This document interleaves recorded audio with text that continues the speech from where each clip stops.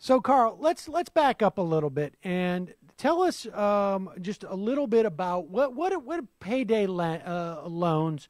What has changed about payday loans over the past, let's say, decade? Well, they have certainly taken on a very aggressive posture in our government. You probably have seen, folks listening have seen fights over payday lending in states around the country, certainly in the federal government.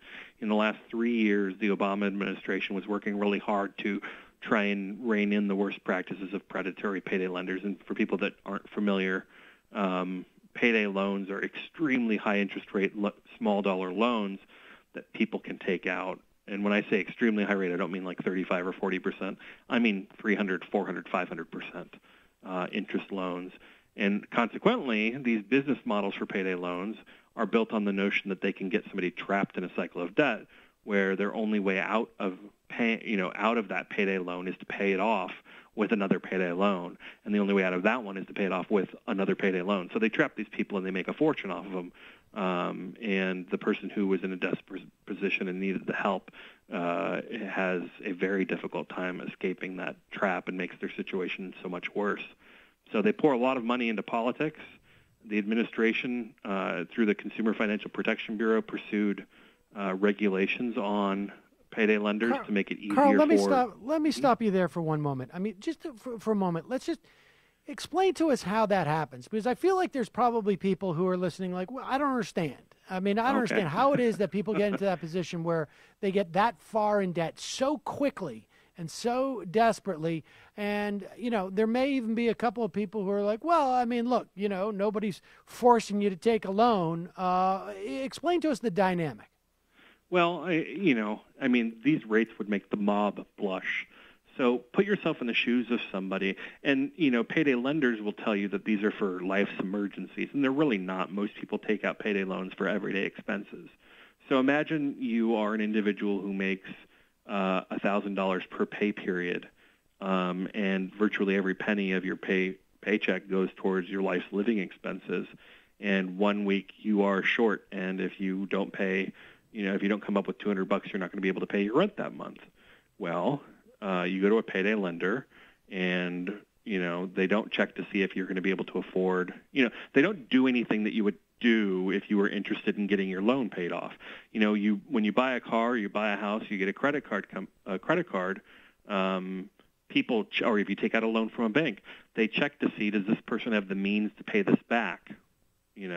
Under the terms of the loan.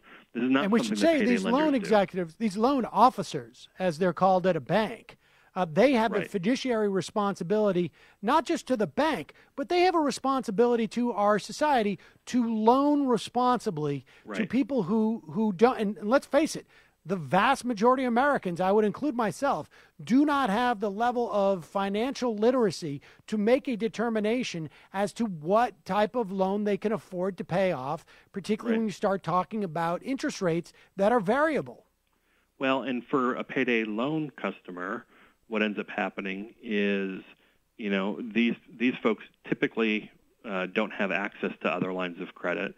And the only thing that a payday lender is looking for is somebody who has a checking account and a paycheck that's coming in every 2 weeks. Because they assume that because you have a paycheck that pays at least what they're lending you, and because you are giving them permission to draw the funds directly from your bank account, that they will get paid off. And they do. But what ends up happening is the person who is paying off that loan is immediately back where they were before, in a position where they need more money.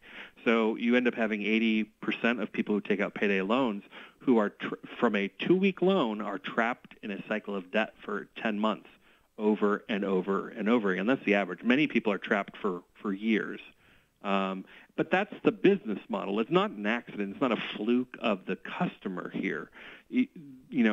Documents from internal business decisions and business meetings have been revealed in lawsuits from payday lenders that show, there's one for one of the major payday lenders where an internal company document explaining the business to new staffers had a triangle logo that said the life of a payday loan, and it showed a person taking out the loan, a person using the funds of the loan for whatever expense they needed, a person having their loan come due and not having the funding, and then returning to the top by taking out a loan.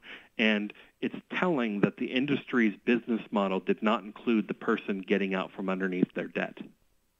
Interesting. In fact, the business model is hoping that the debt is beyond their reach, so they have to get more in debt. And just to show you how lucrative it is, payday lenders, they pay companies to find them customers on the internet. You search payday lending and you get all kinds of ads on the internet, right? So they actually pay more to acquire somebody as a customer, typically, than they end up loaning that customer in their first loan, because they know that the payoff is not in the first loan. It's that they're going to be trapped in a cycle of debt for months to come. That's where the money is.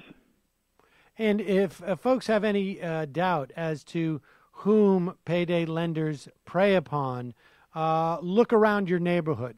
And you can get a sense, depending on what your neighborhood is like, as to whether or not they're preying upon people who who have any type of wealth or access to money, or people who are living paycheck to paycheck or barely getting by on that.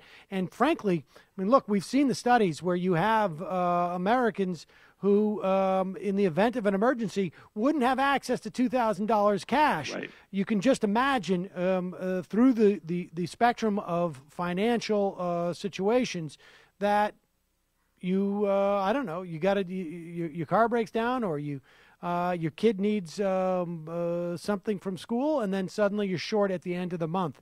So with these practices in mind, tell us about the Consumer Financial Protection Bureau, what it started to do to, at the very least, provide some protections for the prey of this predatory lending. Right. So the Consumer Financial Protection Bureau, which many people have no idea what it is, I think everybody needs to Google it and get to know it, because Trump is trying to destroy it. It's the brainchild of Elizabeth Warren and Barack Obama to have a government entity that is independent of Congress, independent of the White House, and is therefore able to stand up to Wall Street, big banks, corporations, and defend the rights of consumers. It's only been around for about 6 years, but it's already returned $12 billion to everyday Americans who were screwed over by big banks, credit card companies, debt collectors, payday lenders, you name it. So it's already putting billions of dollars back in the pockets of tens of millions of Americans. And that's why the big banks, the debt collectors, the payday lenders, the credit card companies all want it destroyed, and why Republicans are working to do so. So a couple of years ago, during the Obama years, the CFPB, the Consumer Bureau, was working to regulate the payday lending industry. Now, the CFPB doesn't have the authority to put a cap on the interest rate that payday lenders can charge, but what they were seeking to do was to limit the number of loans that a payday lender can offer a customer in a calendar year. Therefore, and also to require that prior to giving the customer a loan, that they check on the person's ability to repay, and that the ability to repay could not simply be that they have a checking account and a job, that they actually had to do their due diligence to make sure that they could afford to pay off the loan in the terms of the loan without it having a seriously detrimental impact on that person's financial situation. So these are the rules that they pursued in the Obama administration, and the rulemaking process in general, it takes a long time. It takes a couple years for something to work its way through. And before Trump was elected, the CFPB, which is led by Richard Cordry, was getting ready to finalize these new rules on payday lenders, which would make it a lot easier for working families that are trapped by these products. And now enter the Trump administration, where the rule is not yet finalized, but the administration and Republicans in Congress are doing absolutely everything they can do to either weaken the CFPB, to strip its authority, to render it obsolete, to completely eliminate it. You name it, they are trying to sue it out of existence. They are doing everything in their power to stop and destroy this entity, because they know most people have never heard of it. But when people do hear about it, they support it 100%.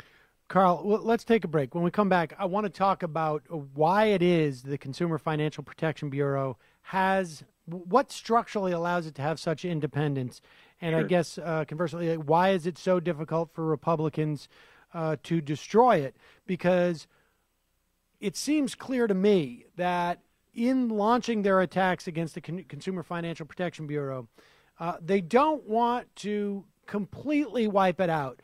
They just want to basically strip it of its ability to function as it's been functioning. This is an agency that people call one of the best agencies in government because of its independent nature. We got to take a quick break. We'll be right back. We're talking to Karl Frisch about the Republicans' attacks on the Consumer Financial Protection Bureau on behalf of payday lenders. We'll be right back after this.